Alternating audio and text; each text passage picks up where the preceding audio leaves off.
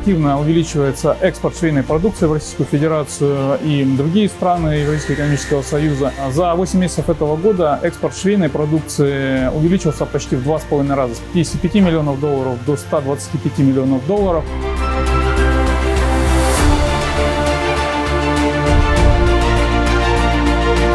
Мы посетили 3 предприятия швейной отрасли, которые получили финансирование Российско-Крымского фонда развития через программы поддержки малого и среднего бизнеса. Весь объем продукции моментально уходит на экспорт в Российскую Федерацию, склады пустые на этих предприятиях.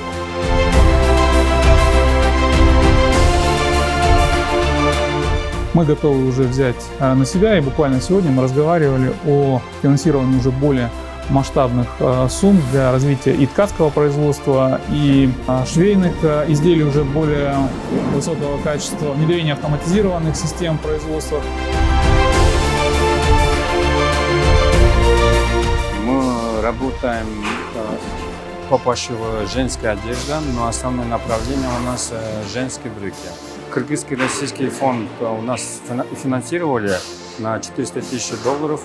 По срокам кредит мы взяли на 5 лет.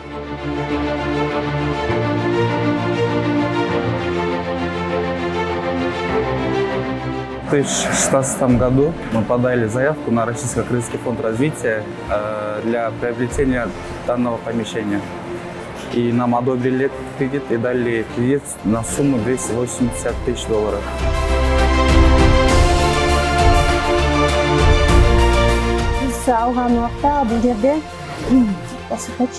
Почти с нуля. Мы начинали свой бизнес практически с нуля. У нас не было ни помещения, ни оборудования. Тогда нас поддержал Российско-Кыргызский фонд развития и выделил необходимую сумму. Как вы видите, мы достигли больших высот.